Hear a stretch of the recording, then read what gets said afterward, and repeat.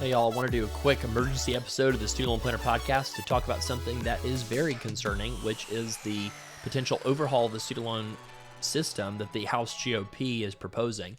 Now, this is a really big deal. This is the biggest higher education bill that has been proposed in several years at least, really since the Prosper Act in 2017 at least. And so let me explain a little bit about why that's the case. So this is not just any bill. This is not some random errant proposal from like one representative. A lot of times I get emails from readers that are like, oh my gosh, did you see this bill that would change this about student loans? And it's like sponsored by like one or two members of the House. And I know it's just a nothing burger, but this is a big burger. This is a shocking burger. And well, let me explain why. So this is the budget reconciliation bill that the House has to kick off. There must be a budget reconciliation bill that comes out of Congress this year. The reason is the Trump tax cuts expire at the end of 2025. So unless you believe that the GOP with unified control of the White House and Congress would allow trillions of dollars of tax increases or tax cuts to expire, depending on how you want to frame it, right? Unless you believe that they would allow that to happen, which I absolutely believe they would not allow that to happen, I know that they will do something to keep taxes at least not from jumping back to where they were before the Trump tax cuts, right? So that means there will be a budget reconciliation bill. The question is what will be in it. And so they have released their first draft for this bill, and the draft for the student loan provisions is not like apocalyptic for borrowers, but it's not great either. And so let me explain what I mean by that. So there is some grandfathering, but not really. And let me explain what I mean. So if you are enrolled already in school, you get up to 3 academic years to finish your degree program with the existing loan limits. So, if, for example, if you're a first-year dental student, you get to borrow for D2, D3, D4 years, and then you can borrow as much as you need to under the PLUS loans, and then you're cut off after that, right? So at least people don't have to mass quit their programs. But that's pretty much where the good news ends, because there's a new IDR plan called the Repayment Assistance Plan that the GOP is putting forward. It would basically be a 30-year IDR plan. It's a stepwise function of 1 to 10% of your income. As your income goes up, the percentage goes up. So it caps out at 10% of income at 100K and up in income. And it does allow married filing separate. So I guess that is some good positive news. But the problem is what it does for current borrowers. So if this bill were to pass, it would end all ICR-derived plans. So no more SAVE, which we knew that was coming. But it also ends the pay-as-you-earn plan. And it also ends new IBR. So what they're doing to try to get around, the statutory nature of IBR is they're trying to say, well, we're going to keep old IBR, which is 15% of income for 25 years until forgiveness, and you have to have a partial financial hardship to qualify, right? And what they're saying is we're going to consolidate everything from the past into this old IBR plan, which means that people will go from paying 10% of income for 20 years on pay and new IBR to paying 15% for 25 years if this were to pass. Now, this is a really major deal. This is the first time a GOP proposal has ever tried to not grandfather in borrowers that already have loans and terms they borrowed under. And if you think about it, this is pretty unfair. It'd be like if I went and bought a house with a mortgage and then the bank said, oops, I really don't like that we gave you 3%. We really never should have given you 3%. We should have made it like 6 or 7. And so we're just going to go and change the interest rate because we don't like that we locked ourselves into 3%. Well, you already borrowed. You can't unborrow, and then because you signed up for terms that you signed on the promissory note, right? Now, I do think that if this were to pass, there would absolutely be lawsuits. I don't know what those lawsuits would result in a 6-3 conservative majority Supreme Court, but I know that there would be lawsuits filed, probably in some more friendlier jurisdictions instead of the more conservative jurisdictions, right? And there might be some, injunctions or some, constitutionality questions that are raised, and there might be something that tries to put this law on hold for the rest of the presidency, and then maybe you see what happens in 2028. Now, the crazy news doesn't stop there, though. Professional school students would have loans capped starting once everybody that's already enrolled graduates at just $150K. That's it, $150K. The cheapest dental school in the country, off the top of my head, or at least one of the cheapest, I think is East Carolina. I'm going to literally live type it in here just to see what the total cost is. Because I think off the top of my head, it's something like 250K total or something along those lines. I mean, it's definitely not insignificant. Like the cost is quite large, right? So I mean, if I think about the cost of like the cheapest med school in the country, like you would need to borrow more than that. So basically, like think about other schools too. Think about what would happen to the huge number of programs that opened up since Grad Plus came out. Like probably at least half of them would close. So I mean, this actually, if you already have loans and you've already gotten forgiveness, or you paid off your loans, or you're already refinanced or something, this bill is probably actually a good thing for you, because the supply of new professionals to the fields that you're in is just going to dry up like crazy, because people that need to borrow more than 150K are going to have to turn to the private market, and you have to have a cosigner with the current structure of the private market in most cases, which means that you're not going to get approved for very much additional financing, right? People say, well, what about private MBA programs that people borrowed through the private market for? Well, that's a very edge case. You're talking about the top, 20 business schools in the country that are a 2-year program instead of a 4-year program. So it's real easy to get people out of there quickly. And those people make money in the summer in between their first and second years, right? So that's a completely different animal than, hey, we're going to borrow, an extra $150,000 of private student loans for 4 years of school and defer them. I mean, a lender has to get paid a really high interest rate to be able to do that. So I think that the one thing I can say is that we shouldn't necessarily panic over this, because the Senate is going to chew this bill up and spit it out with its own views. And the Senate is more likely than not going to come up with a more conservative, a more moderate version of what this House GOP proposal has been. But the thing that bothers me the most is the lack of grandfathering on the new IBR plan and the pay plan, because people borrowed based off of these promissory note terms, right?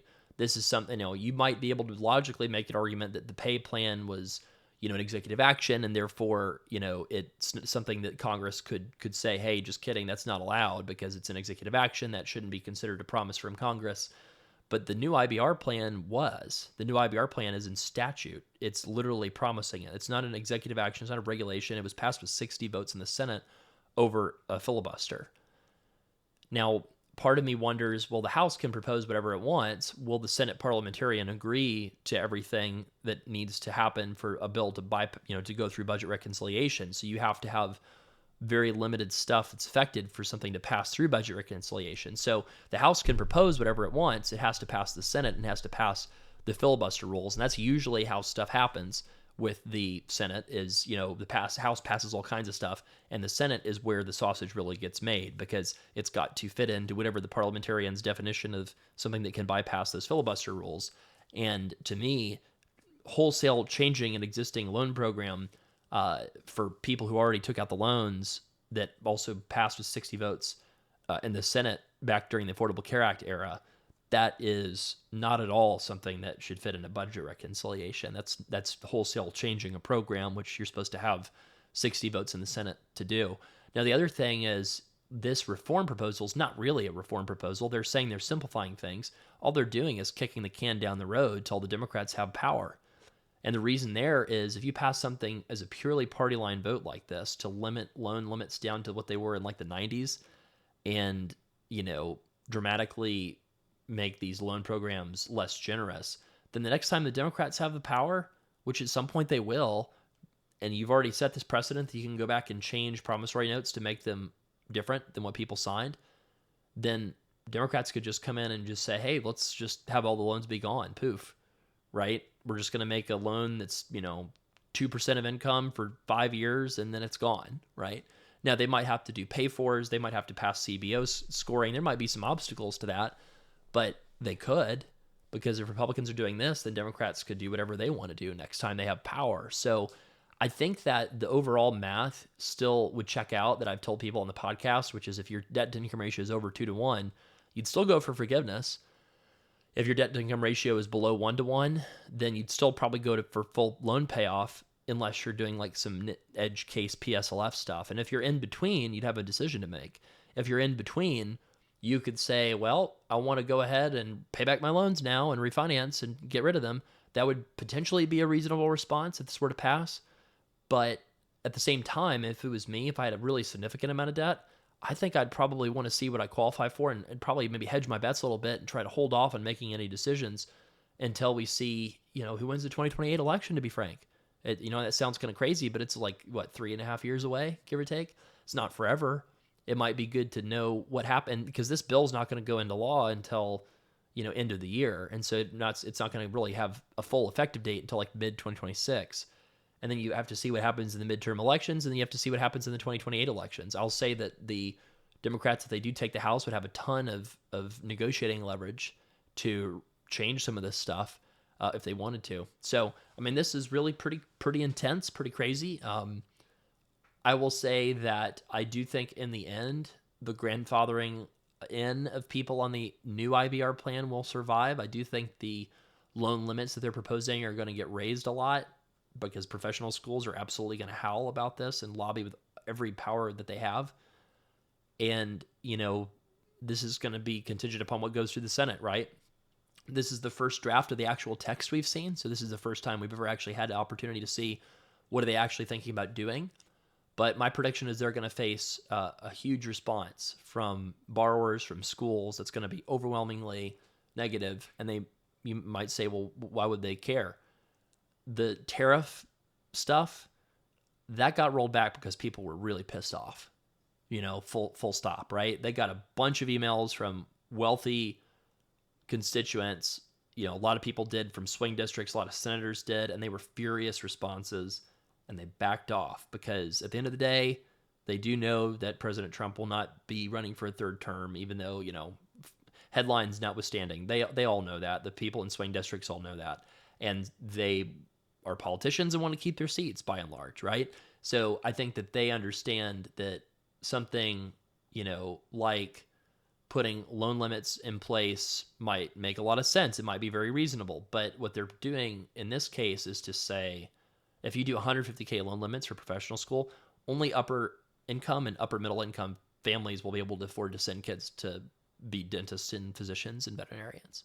Like literally first generation kids would not be able to get access to private loans in most cases, so they would just be out of luck.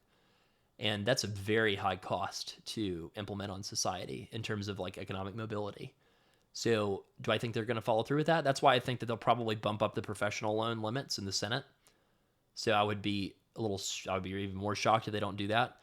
But now is the time, if you're on the pay or the new IBR plan, to let your congressperson or your senator know that this feels like a rug pull.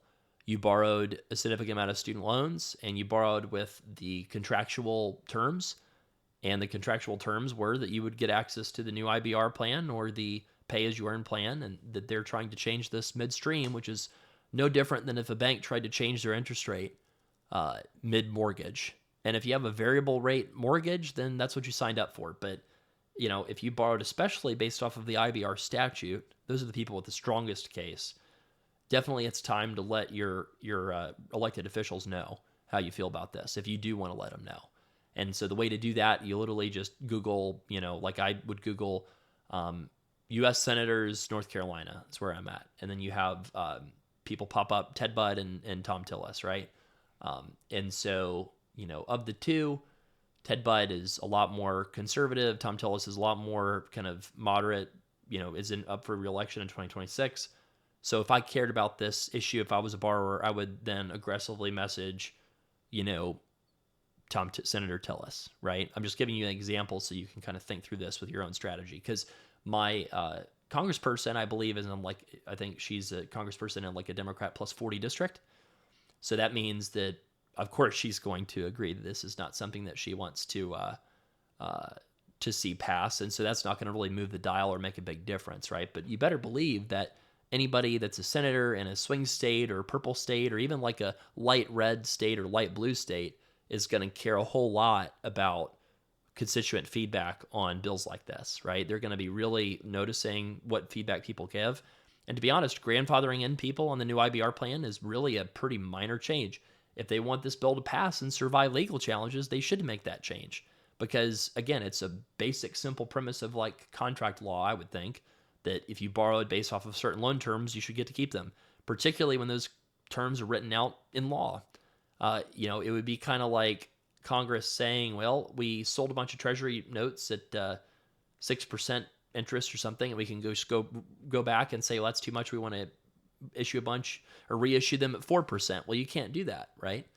But I guess what they're saying is with student loans, they feel like they can. And so the thing that stops them from doing that, one's going to be the Senate. We have to wait. Like if the Senate comes out with a bill that's similar, then I would be really concerned. Right now, I'm like moderately concerned, and I felt like it was worth an emergency pod to share what's going on with you. But the Senate is where the rubber meets the road. When we see what they come out with, that's when we'll really have an idea of like how serious this really is. So, real positive, right? I'm trying to be positive. I think, again, some positives are married filing separately was kept in there, so there's not a marriage penalty, which is positive. PSLF would exist. I will say one big thing I didn't mention is that residency and fellowship would no longer count for PSLF going forward if this bill were to pass. In the past, it would. So it's kind of weird, right? There's a lot of stuff that is grandfathered, like loan limits and borrowing, PSLF, but then there's stuff that's not grandfathered, like access to the new IBR plan in this bill. So it's just really confusing. So let your elected officials know how you feel about it if you want to. I'll take your questions if you have them, studentloanplanner.com/voicemail. And if you need a consult about all this mess to adapt your personal plan for the chaos, studentloanplanner.com/book. And if you are a wealth client, then I would just say I would probably recommend to let the dust settle on this a little bit. I think it's worth talking about over the next few months. I don't think it's an urgent thing you need to talk about with your planner, because everybody who's wealth client already pretty much has a student loan plan pretty dialed in, right? But if you feel like, gosh, I'm so confused right now, I don't blame you. We can still cut through a lot of the chaos and the confusion with a loan plan. So just something to think about. And again, we'll look forward to answering some listener questions in an upcoming pod. So just wanted to get this out there, get some people thinking about this and contacting their representatives and elected officials to let them know how you feel about this. If you feel really upset about them potentially taking away terms that you borrowed under, let them know that. So thank you for listening to the Student Loan Planner podcast. Hope you have a great rest of your week. Are you on the free Student Loan Planner email list? If yes, you could upgrade your experience and discover student loan loopholes so good they might get repealed if I talk about them publicly. Find out my very best thought leadership that I really just can't be super open about anymore, unfortunately. If you want to get our very best tips, not just the ones that I can share for free, then go to studentloanplanner.com/insider to get a special discount for your year membership. That's studentloanplanner.com/insider and get our very best dozens of bonus content and tips that's going to save you money and get you out of student debt faster. And if you're already an SLP insider, please reply back to those emails and let me know how I can make it even more valuable.